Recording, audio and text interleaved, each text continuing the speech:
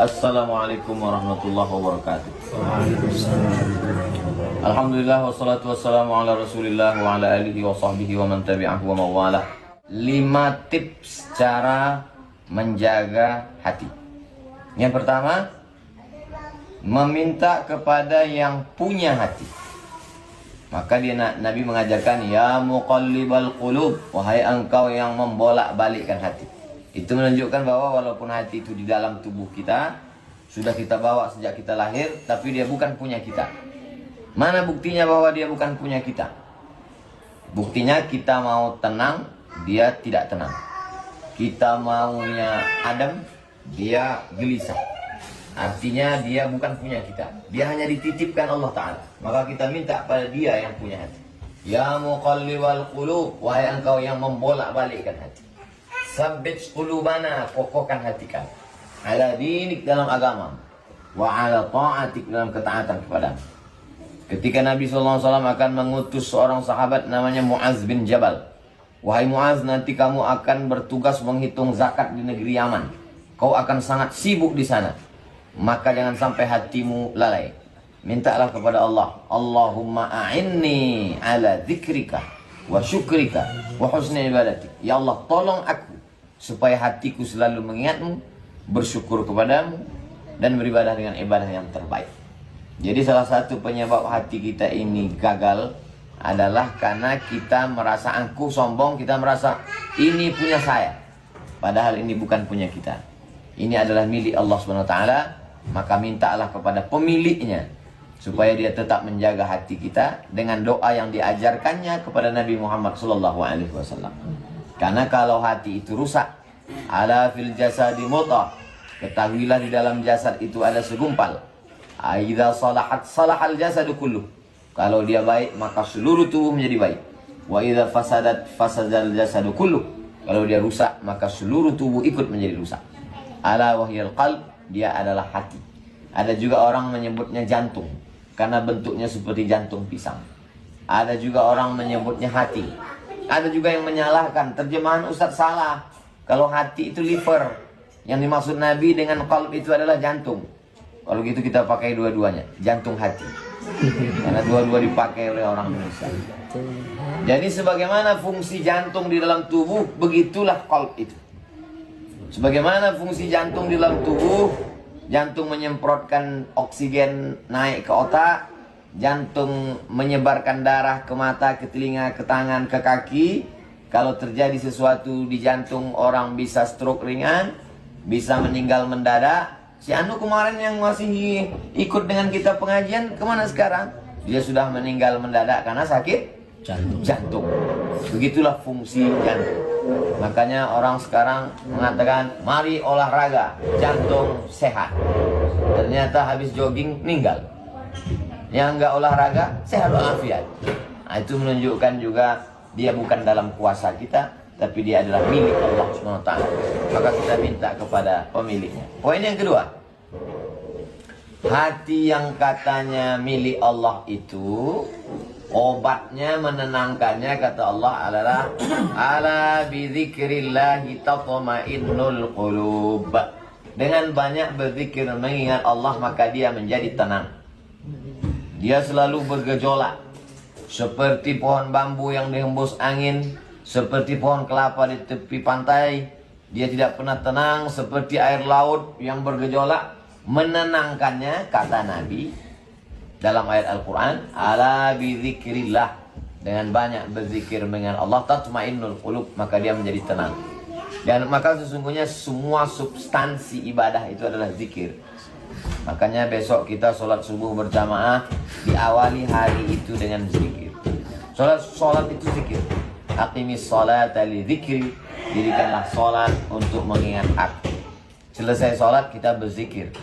Sholat itu adalah zikir, tapi zikir itu bukan sholat. Sehingga orang yang sudah berzikir belum tentu sholat, tapi orang yang sholat pasti berzikir. Nah, maka dikata dalam sholat itu dengan Allah, inna sholati wa nusuki wa mahyaya wa mamati lillah, subhana rabbiyal a'la wa bihamdi, subhana rabbiyal azimi wa bihamdi, at-tahiyatul mubarakatus salawatut tayyibatu lillah. Alladzina yadhkuruna Allah, orang-orang yang berzikir minal Allah qiyaman, waktu tegak, wa qu'udan, waktu duduk, wa ala junubihim, waktu berdiri, waktu berbaring.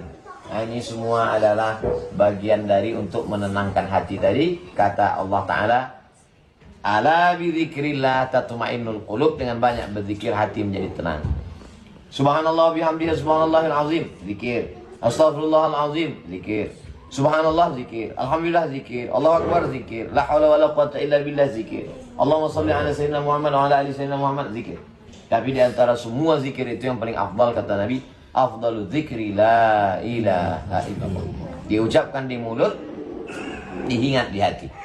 La ilaha illallah, la ilaha illallah, la ilaha illallah, la ilaha illallah, la ilaha illallah. Lalu kenapa selama berapa waktu kita di sini kita tidak mengucapkan itu? Karena ini adalah hari nahar, hari tasyrik 11, 12, 13. Zikir kita dalam bentuk takbir, karena takbir adalah zikir. Allahu akbar, Allahu akbar, Allahu akbar. La ilaha illallah, wallahu akbar. Allahu akbar walillahil hamd. Allahu akbar kabira, walhamdulillah katsira, wa subhanallah bukratan wa asila. La ilaha illallah wahdah, sadaqa wa'dah, wa nasara 'abdah, wa a'azza jundahu, wa hazama al-ahzaba wahdah. La ilaha illallah wa la na'budu illa iyyah, mukhlishina lahuddin, walau karihal kafirun, walau karihal musyrikun, walau karihal munafiqun. Allah yang memerintahkan kita untuk mengucapkan itu dalam beberapa hari ini. Wadhkurullah fi ayyamin ma'lumat, wadhkurullah fi ayyamin ma'dudat. Sebutlah takbir ini dalam beberapa hari yang khusus, tanggal 10 hari nahar, tanggal 11, 12, 13 hari tasyrik. Jadi walaupun bunyi lafaznya beda, tapi substansinya sama, supaya hati tenang. Ala bidzikrillah tatma'innul qulub. Jadi orang-orang yang kena penyakit stres, depresi, bipolar, tekanan jiwa, lalu mencari tempat-tempat untuk menenangkan hati, rumah supranatural, meditasi, pergi ke gunung, pejamkan mata, tarik napas, macam-macam teori. Dalam Islam kita tidak mengenal itu semua. Dalam Islam cukup lafazkan yang diajarkan Nabi SAW. Jangan buat-buat sesuatu yang tidak diajarkan Rasul. Maka insya Allah Allah menjanjikan, ala bidzikrillahi tatma'innul qulub. Poin yang ketiga, saya sudah sholat, sudah zikir, kenapa saya tidak tenang? Maka poin ketiga, kita hanya menyiapkan cawannya, gelasnya. Siapkan gelasnya, siapkan nampannya, siapkan embernya. Nanti air hujannya Allah yang turunkan. Kemarau panjang, tak lama lagi akan hujan. Ada orang satu menyiapkan satu gelas, ada yang satu menyiapkan satu ember, ada yang satu dia gali kolam lebar. Kita hanya disuruh menyiapkan tempatnya. Adapun menurunkan ketenangannya, isi airnya, itu tanggung jawab Allah Subhanahu wa taala. Itu janji Allah. Poin yang ketiga, siapkan aja. Walladzi anzala sakinata fi qulubil mu'minin. Dia yang menurunkan ketenangan ke dalam hati orang yang beriman. Apakah kita ini sudah tenang? Kalau mau kita tenang, mau tahu, tanya sama orang yang tidak pernah tenang. Jadi orang-orang yang stres, depresi, mau tidur malam, mesti makan obat tidur, kena penyakit, tidak bisa tidur. Orang-orang yang pernah mengalami itu semua, saya banyak ketemu dengan jamaah. Ustaz Somad, saya ini dulu tidak bisa sama sekali tenang hati saya. Saya jam 2 malam itu masih berkedip. Akhirnya pergi ke psikiater, dikasih obat. Barulah saya sembuh setelah mendengar tausiah ceramah. Saya ini Pak Ustaz Somad dikelilingi berbagai macam masalah. Akhirnya hati saya tenang setelah mendengar tausiah. Banyak sekali ketemu orang-orang demikian. Jadi kita sesungguhnya merasa kita belum tenang, karena kita belum pernah mengalami amat sangat tidak tenang. Puncak dari orang yang tidak tenang adalah stres, depresi, gila, pakai narkoba, melakukan perbuatan yang dilarang Allah. Semua tujuannya adalah untuk mencari ketenangan. Puncaknya adalah bunuh diri, Angka bunuh diri di kota-kota besar paling tinggi Amerika, nomor 2 Jepang, nomor 3 Eropa. Negara-negara besar maju ternyata tidak bisa memenuhi ketenangan jiwa karena mereka sebagian tidak beragama. Kalaupun dia beragama hanya sekedar agama seremonialnya saja, tidak memahami substansi agama. Maka dalam Islam kita diajarkan untuk senantiasa mendekatkan diri kepada Allah. Apapun yang terjadi kita disuruh melihat sesuatu nikmat besar, alhamdulillah. Silap-hilap dan salah, astaghfirullah. Dipuji-puji orang, masya Allah, tabarakallah. Melihat sesuatu, subhanallah. Semuanya dibalikkan kepada Allah subhanahu wa ta'ala. Sehingga kalau kita jaya, kalau kita kaya raya, kalau kita punya kekuasaan, kita menjadi orang yang tawadu. Kalau kita dalam keadaan susah, kita menjadi orang yang kuat. Kenapa demikian? Karena kita bersama dengan Allah. La tahzan, don't be sad. Jangan sedih. Innallaha ma'ana, Allah bersama dengan kita. Ketika semua orang memusuhi Nabi Ibrahim alaihissalam, maka dia bersama dengan Allah. Ketika Nabi Muhammad SAW dimusuhi oleh seluruh penduduk kota Makkah, maka dia yakin ma wadda'aka rabbuka wa ma qala. Allah tidak membiarkanmu, Allah tidak akan meninggalkanmu. Begitu juga Nabi Ibrahim alaihissalam, ketika semua Bani Israel mengatakan kita akan mati diserang oleh Fir'aun dari belakang dan kita akan mati di Laut Merah, kata Nabi Musa, kalla, sekali-kali tidak. Inna ma'iyya rabbi sayahdin. Inna, sesungguhnya, ma'iyya, bersamaku, rabbi, ada Allah, sayahdin, dia akan menunjuki aku, dia akan melapangkan dadaku. Maka janji itu ditunaikan Allah. Alam nashrah laka sadrak wa wada'na anka wizrak alladhi anqadha dhahrak wa rafa'na laka dhikrak. Kalau ada kesulitan, fa inna ma'al usri yusra. 2 kali diulang. Inna ma'al usri yusra. Fa idza faragta fansab. Kalau sudah selesai melakukan suatu aktivitas, pindah ke aktivitas yang baru. Tapi jangan lupa, jangan angkuh, jangan sombong, berserah diri kepada Allah. Wa ila rabbika farghab. Yang keempat, di antara menenangkan hati adalah mesti berjamaah. Makanya Nabi Musa alaihissalam, dia berdua dengan Nabi Harun. Rabbi shrah li sadri, lapangkan dadaku, wa yassir li amri, mudahkan urusanku, wahlul 'uqdatam min lisani, lancarkan bicaraku, yafqahu qawli, supaya orang mengerti apa yang aku ucapkan. Saya dari mulai 1 sampai 4 ini, mudah-mudahan apa yang saya ucapkan ini orang paham. Karena pernah juga saya dengar profesor ngomong setengah jam, saya nggak paham. Saya tanya teman sebelah, kok paham? Enggak juga, sama-sama nggak paham.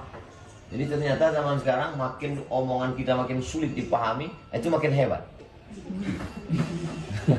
Kalau hanya biasa-biasa aja, itu belum ada ilmunya. Kenapa? Omongannya terlalu ringan, mudah dipahami.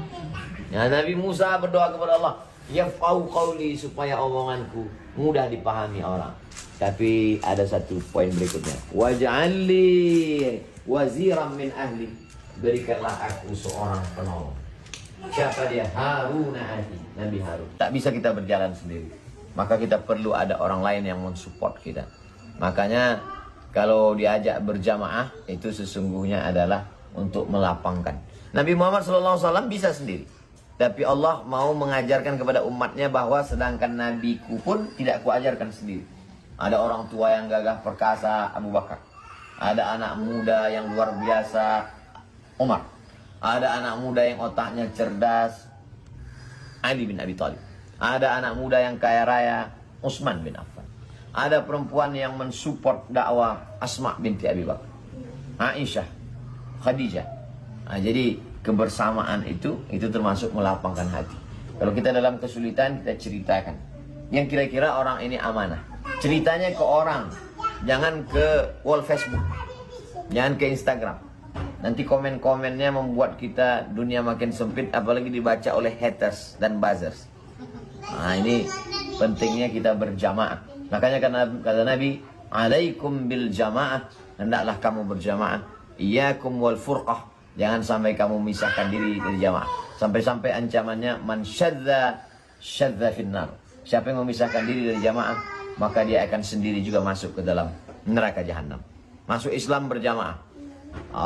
Idza jaa nasrullahi wal fath wa ra'aitan nasa yadkhuluna fi dinillahi afwaja, berjamaah.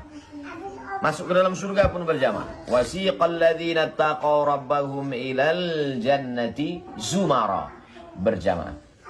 Saya sendiri mengalami ketika ada goncangan dalam hidup, ada ujian bertubi-tubi, ada pukulan yang luar biasa. Di antara yang menenangkan diri adalah jamaah. Ada kawan-kawan ring satu, orang-orang dekat yang kira-kira kalau kita ceritakan beban hidup kita terasa ringan. Walaupun dia tidak memberikan saran, dia menjadi pendengar yang baik. Mungkin di tengah malam dia berdoa sehingga lapang hati kita. Nah, itu salah satu cara. Jangan disimpan sendiri, karena ada di antara orang-orang baik yang senantiasa siap menjadi pendengar yang baik dan dia mendoakan kesulitan kita. Poin yang terakhir, yang kelima adalah husnuzon kepada Allah. Ana inda husni zonni abdi bi. Aku menurut prasangka hambaku kepada. Wa ana ma'ahu idza dzakarani. Aku bersamanya kalau dia mengingat aku. Jadi orang kalau hidupnya husnuzon dengan Allah itu indah. Didatangkan Allah kehebatan, kekuasaan, dia berkata, hadza min fadli rabbi. Ini kelebihan dari Allah. Liyabluwani, untuk menguji aku. Ashkur am akfur, apakah aku menjadi yang bersyukur atau aku menjadi orang yang kufur. Itu adalah ucapan Nabi Sulaiman alaihissalam. Kekuasaannya sampai ke alam jin, kekuasaannya sampai ke angin, kekuasaannya hampir seluruh dunia tunduk kepada Nabi Sulaiman. Tapi begitu dia berhusnuzon kepada Allah. Hadza min fadli rabbi. Ini adalah ujian dari Allah. Liyabluwani, untuk menguji aku. Anaknya meninggal, istrinya kesusahan, ternaknya mati, kena likuifaksi, hilang semuanya. Tapi dia ada tetap husnuzon kepada Allah. Namanya adalah Nabi Ayyub alaihissalam. Istrinya Rahmah.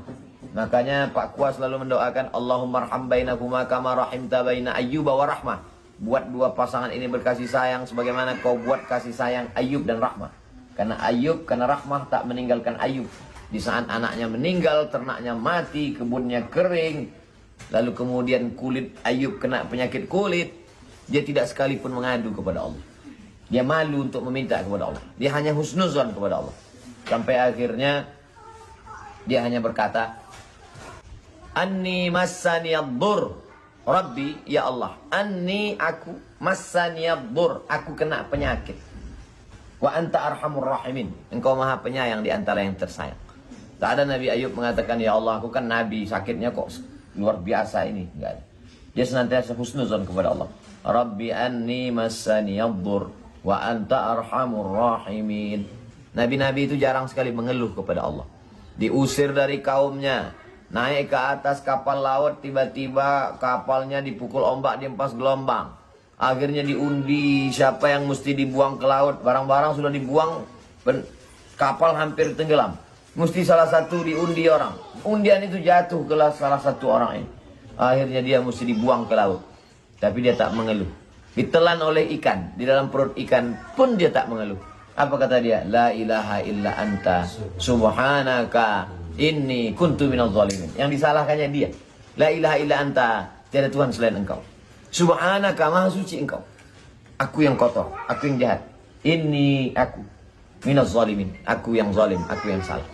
Akhirnya dilepaskan Allah Subhanahu wa taala, muntah dari perut ikan, keluar ke pantai, lalu kemudian tertidur, ditumbuhkan Allah Subhanahu wa taala yaqtin, lam. Itu makanya orang yang sakit paling bagus makan lam. Itu yang diberikan Allah kepada Nabi Yunus alaihissalam. Para nabi itu tidak pernah suuzon kepada Allah.